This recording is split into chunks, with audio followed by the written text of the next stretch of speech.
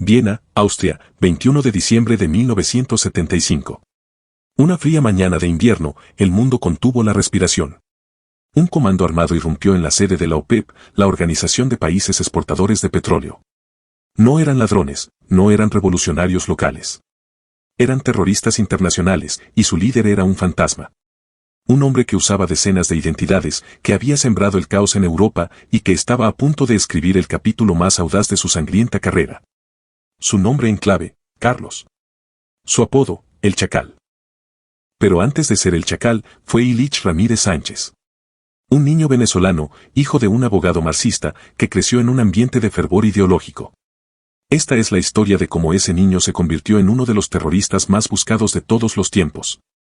Un hombre que se movía en las sombras de la Guerra Fría, patrocinado por naciones enteras. Esta es la historia de una vida entera dedicada al caos. Para entender a Carlos, debemos regresar a Caracas, Venezuela, en 1949. Su padre, José Altagracia Ramírez Navas, era un hombre atípico, un abogado exitoso que, sin embargo, era un ferviente comunista. Su radicalismo era tal, que llamó a sus 3 hijos Ilich, Lenin y Vladimir, en honor al líder de la Revolución Rusa. Ilich, el mayor, creció en una casa llena de libros de política y propaganda marxista. En 1968, su padre lo envió a estudiar a la Universidad de la Amistad de los Pueblos Patrice Lumumba en Moscú. La universidad era un centro de reclutamiento y adoctrinamiento para futuros revolucionarios y espías del KGB. Ilich era un estudiante prometedor, pero su destino no era académico. Fue en Moscú donde conoció a miembros del Frente Popular para la Liberación de Palestina, FPLP, una organización marxista-leninista que había secuestrado aviones y estaba en guerra contra Israel y sus aliados. Ilich, expulsado de la universidad, abrazó su causa. Se entrenó en campos de guerrilla en Jordania y Líbano, aprendiendo a usar explosivos, a planificar emboscadas y a vivir como un fantasma. En 1973, el FPLP lo envió a Londres. Su misión era simple, reclutar y planificar ataques. Pero la vida de Carlos como agente secreto no tardó en volverse violenta. Fue acusado de un intento de asesinato a un empresario judío en Londres. Luego se trasladó a París, donde su fama de brutalidad crecería exponencialmente. El 27 de junio de 1975, todo cambió para él. La policía francesa, siguiendo la pista de un informante, lo acorraló en un apartamento de París. Sin dudar, Ilich sacó una pistola. Mató a 2 inspectores de policía y a su propio informante. Este acto lo convirtió, de la noche a la mañana, de un militante en un asesino de sangre fría. La prensa británica, al encontrar un ejemplar de la novela de espionaje El Día del Chacal de Frederick Forsyth en su apartamento, le puso el apodo que lo hizo mundialmente famoso, el Chacal. Pero su obra maestra aún estaba por llegar. La Operación Viena. En diciembre de 1975, él y su equipo se apoderaron de la conferencia de la OPEP. Su objetivo principal, el ministro de Petróleo saudí, Ahmed Zaki Yamani, y el ministro iraní, Hamzida Mousegar. Carlos se puso al frente de la negociación, exigiendo un comunicado a favor de la causa palestina y el pago de un cuantioso rescate. Negoció con astucia, y tras un largo asedio, se le permitió escapar en un avión junto a 42 rehenes.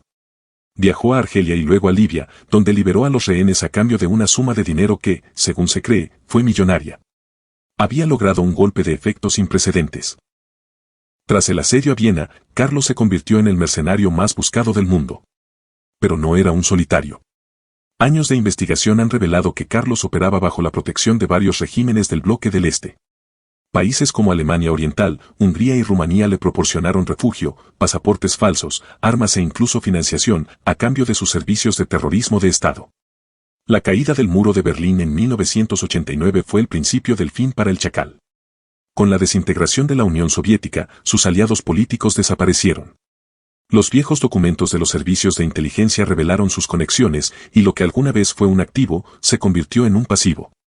En la década de 1980, Carlos continuó con su campaña de terror. Fue el cerebro detrás de atentados con bomba en París, en un tren de alta velocidad y en la sede de Radio Europa Libre en Múnich. Estas acciones cobraron la vida de decenas de personas inocentes, consolidando su reputación de violencia indiscriminada. Pero su red se debilitaba. Se trasladó a Siria, y luego a Sudán, donde vivía una vida relativamente cómoda, pero cada vez más vulnerable. Para 1994, Ilich era un hombre con problemas de salud, dependiente de un tratamiento médico. Este fue el punto débil que los servicios de inteligencia franceses, liderados por un equipo especial, explotaron. Con una operación secreta y una astuta diplomacia con el gobierno sudanés, los franceses lo tenían en su mira. En la madrugada del 14 de agosto de 1994, mientras dormía, una docena de agentes franceses entraron en su casa. Carlos se levantó de la cama, pero era demasiado tarde.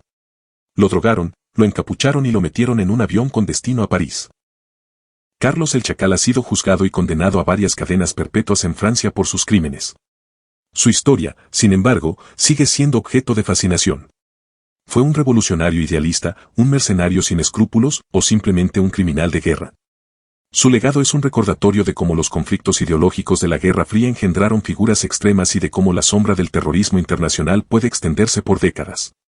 Hoy, Ilich Ramírez Sánchez sigue en una celda en una prisión francesa, cumpliendo sus condenas.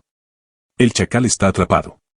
Su leyenda, sin embargo, vive en los archivos de la historia, como uno de los nombres más notorios del siglo XX. Si te ha gustado descubrir esta historia y quieres conocer más sobre crímenes, misterios y personajes que marcaron la historia, asegúrate de suscribirte a este canal. Tenemos muchas más historias increíbles preparadas para ti.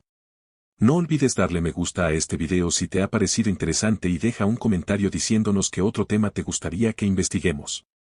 Gracias por acompañarnos y nos vemos en la próxima historia.